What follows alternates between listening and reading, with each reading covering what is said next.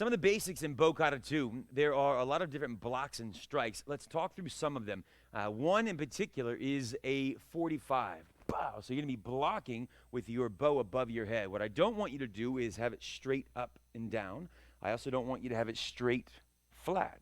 It's going to be at an angle over your head. Think about your left hand. It's kind of in line with your forehead. So there are times when you're going to be at an angle and you come up, boom, and we block. This is where your bow is. So you're here at one piece, block, strike, boom. We pivot and we block. Towards the end, there's another one. So that's one of the blocks that you're going to want to have. Make sure you've got a 45. Your right hand is palm up. Left hand, again, your bow is pretty much in your hand the same way. You're just covering your head, so it's the strike, the block is protecting you here.